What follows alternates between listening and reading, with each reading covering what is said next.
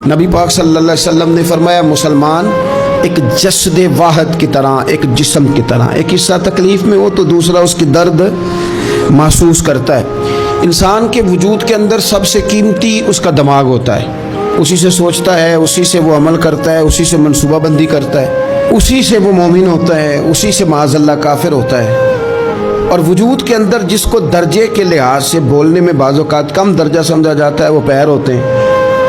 और तू तो मेरी ठोकर के भी काबिल नहीं, मैं तुझे जूते की नोक पे, पैर की नोक पे भी नहीं समझता।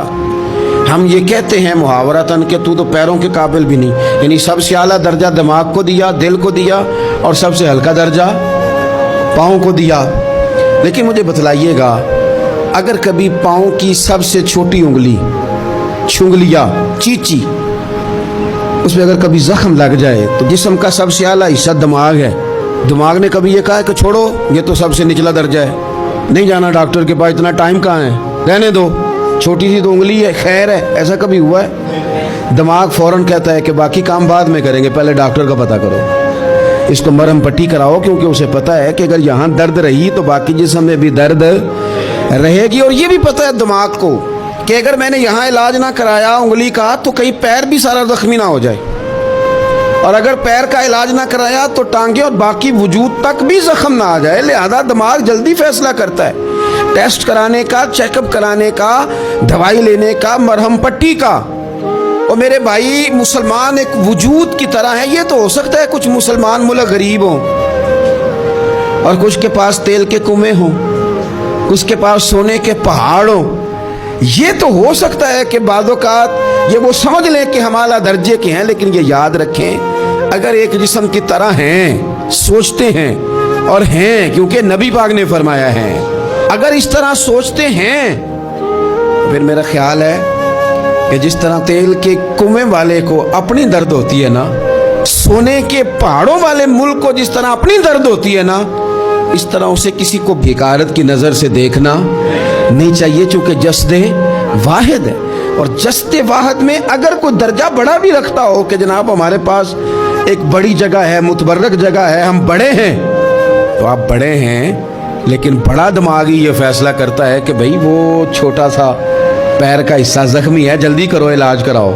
लेकिन बड़े दिमाग वाला कहे कि मेरा घर तो महफूज है, इसका मतलब है बड़े दिमाग वाले ने या तो सोचना बंद कर दिया है, या वो खुद गर्ज हो गया है, या लालची हो गया है, या फिर वो ये मानने को तैयार नहीं। मैं हदीस पाक का तर्जुमा कर रहा हूँ, मैं तो हदीस पाक बयान करके मिसाल दे रहा हूँ, मुझे हदीस का तर्जुमा तो करने देना भाई, हुजूर के फरमान पर तो बात करने दो ना भाई। या तो उसने इस हदीस को समझा नहीं, और अगर समझ लिया है तो ये कैसे हो गया कि फलस्तीन की बेटियां रोती रह गई और तू रोया ही नहीं? अगर तू जस्ते वाहद था तो जिस तरह तेरी बेटी रोए तो तू रोता है, इस तरह तुझे फलस्तीन की बेटी के रोने पर भी रोना चाहिए था, फिर तुझे फलस्तीन की बहन के रोने पर भी रोना चाहिए था। ये क्या बात हुई? हमने ना किसी को छोटा समझा, किसी को हकीर समझा। और भाई ये तेरा ख्याल है कि फलाना फलां है और फलाना फलां है। इकबाल कहते हैं अपनी मिल्लत पर कयास अक़वाम मगरिब से न कर, खास है तरकीब में कौम रसूल हाशमी, तू नबी पाक की कौम है। बैसियत मुसलमान सोचे मुसलमान।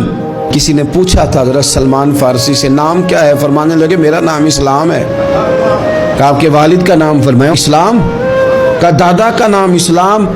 आप फरमाने लगे तो कितने कुछ सवाल पूछेगा, मैं कितने कुछ जवाब दूंगा। सलमान का हर चीज ही मोहम्मद मुस्तफ़ा का दीन है, मेरा सारा कुछ मेरे नबी पाक का दीन है। शुरू भी यही है, इख्तिताम भी यही है, यही मेरा सारा कुछ है। दास्ताने हुस्न जब फैली तो लामहदूद थी, और जब सिमटी है तो आका बस तेरा नाम होके रह गई। बस हम इतने कि हम हुजूर के गुलाम हैं। तो मुसलमान होके सोचे, बैसियत मुस्लिम की अपनी जिम्मेदारियों का एहसास करें। इकबाल ने कहा था मेरी जिंदगी का मकसद तेरे दीन की सरफराजी, मेरी जिंदगी का मकसद तेरे दीन की, मेरी जिंदगी का मकसद तेरे दीन की सरफराज। میری زندگی کا مقصد تیرے دین کی سرفرازی، میری زندگی کا مقصد تیرے دین، یا رسول اللہ میری زندگی کا مقصد تیرے دین کی سرفرازی، میں اسی لیے مسلمان، میں اسی لیے نمازی، میں اسی لیے مسلمان، میں اس کے لیے کام کس طرح کریں، جدوجہد کس طرح کریں؟ تو ہمیں کہا گیا